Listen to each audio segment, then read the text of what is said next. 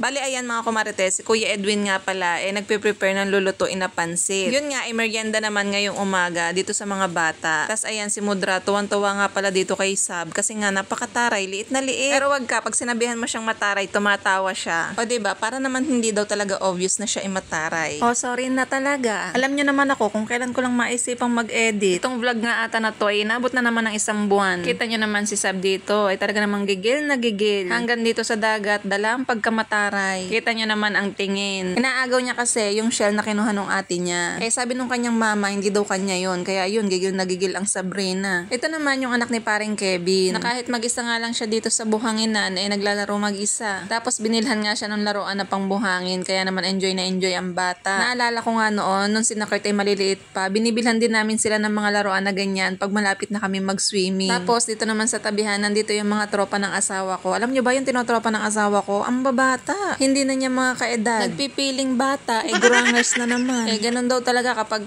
gusto mong bumata, bumarkada ka sa bata. Gusto mo palang bumata, di sana dito na lang sa anak ni paring Kevin ka bumarkada. Ano? Dito naman, agang-aga nga, ayan, ang nakahayin nga ay alak. So far naman, walang kaguluhang nangyari kagabi. So ayun nga din yung isang pinagdadasal ko na walang mangyaring kaguluhan dito sa swimming na ito. Dahil alam nyo na, minsan, yung alak nilalagay sa ulo, hindi sa tiyan. Hinahanap ko nga si Kumaring Angge kasi sabi ko ba't wala? Kasi siya yung may buhat dito sa kanyang bunso, nag-aanlaw daw. Sabi ko nga kay Kumaring Angge, sundan na uli aring kanyang bunso at baka makababain na. Ay naku, ang pagkakailing talaga naman, ayaw na ata. Pero sabi nga ni paring Kevin, hindi maaari, hahabol pa sa babae. Charot. Pero kung ako yung tatanungin nyo, mga kumarites, gusto ko pa din talaga mag-anak kahit isa pa. Pero dahil nga sa hirap ng buhay ngayon, napapaisip din talaga ako kung susundan ko pa. Pero kung mayaman ako, bakit ang hindi? So yung mga thunders na andito lang sa loob at hindi nga nalabas kasi mainit. Alam nyo naman yung ating mga ka-maintenance, takot sa sikat ng araw at baka ma-high blood. Kaya andito lang sila sa kwarto. Dito naman sa labas, tapos na nga lutuin yung pansit para sa mga bata. At dahil marami pang ang hotdog na natira, inilagay na nga lang dito sa pansit. First batch na luto pa lang yan ng pansit kasi ayan ay para sa mga bata. Tapos yung second batch naman ay sa mga matatanda. Ito nga ay merienda lang ngayong umaga. Tapos maya-maya magluluto naman ng sinigang, pananghalian naman yon. Kita nyo naman at parang handa sa libot. Dito nga itinawag na nga ni Ate Jen yung mga bata para makakain na. Para nga pag nag-swimming ay mga busog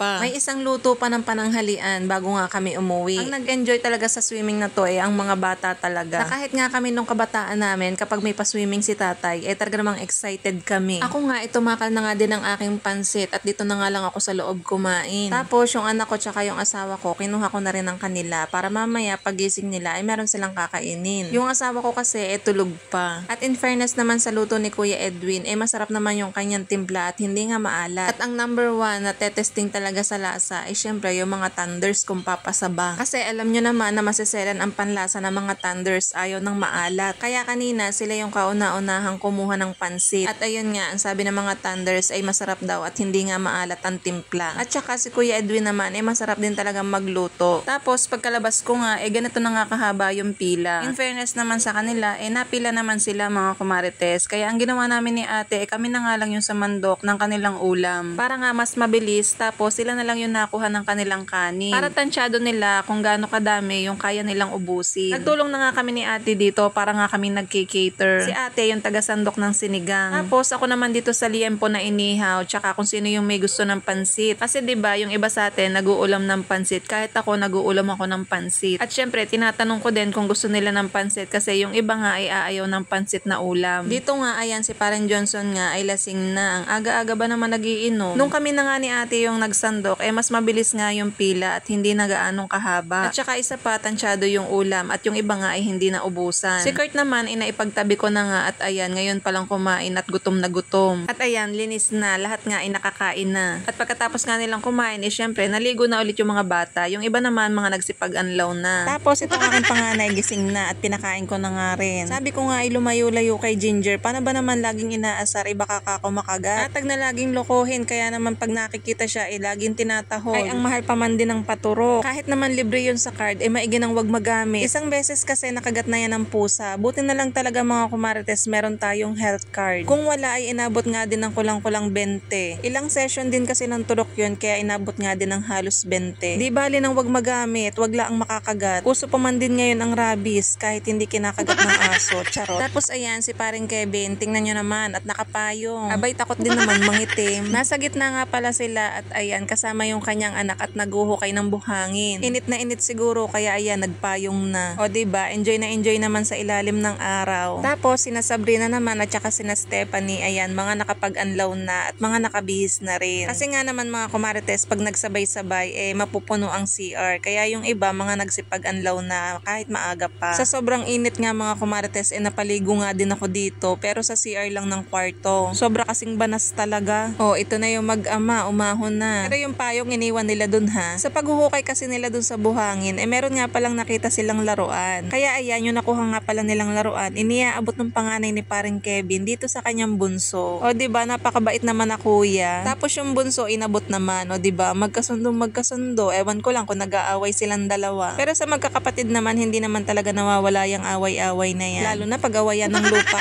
Pagka ganun, minsan wala nang kapakapatid. Pagpasok ko nga ulit dito sa kwarto, ayan, yung mga thunders, pati yung asawa ko, ayan, mga bagsak. Si Mudra nga ay nakaramdam din ng antok, kaya ayun, umakyat sa double deck. Alas 4 pa kasi ng hapon yung alis namin dito. Syempre, katanghalian, masarap matulog. Kahit ako nga ay inaantok nga din, kaya ayan, tumabi ako dito sa asawa ko, pero hindi naman ako nakatulog. At ayan, si Mudra nakaakyat ng double deck, sabi ko, pagbabae dahan-dahan at baka nga magsungaba. At pati nga rin yung aso na si Ginger, ayan, kita nyo naman, tahimik lang siya dito sa loob at tulog din. Tapos, nung nagising nga yung asawa ko, kita nyo naman at sinusuro na naman itong si Ginger. Sabi sa inyo, nalapit pa lang yung asawa ko, talaga namang galit na si Ginger. Kaya sabi ko, pag ikaw nakagat-kagat niyan, sa halip na hindi magpapaturok ay magpapaturok ng wala sa oras. Paano ba naman? Siya isura. Sina Kurt nga, at saka yung mga bata yan, si Kuya Nash, mga nakapag-anlaw na. Halos nag-aantay lang kami ng oras at nagpapalamig nga dito sa loob kasi dito nga ay may aircon. Pero hindi rin naman din kalakasan at medyo mabanas din kaya may electric fan. At dito naman, ayan, si Parimbong at saka yung anak niya, bagsak na nga rin yung kanyang bunso. Mga napagod sa swimming. Tapos ito naman yung apo ni Ate Jen sa pamangkin. Ay, tama ba yun? Bali, anak nga pala to ng pamangkin ni Ate Jen. So, anong tawag kay Ate Jen? Tita Lola, no? Tama ba? Tapos ito naman yung anak ng kapatid ni Ate Jen. Hindi ko nga rin pala sila mga nakuhanan ng video. Kaya nitong uwian ko na nga lang din talaga sila nakita. Syempre, mga bata, enjoy na enjoy sa pagsuswimming. Bali, inantay lang namin yung jeep na sasakyan bago nga kami lumabas. Sabi ko nga kay Kurt, dalhin niya yung tent. Para naman kahit papano, meron siyang bit-bit. Sayang nga at hindi namin nagamit yung tent. Pero yaan nyo na, siguro naman may mga susunod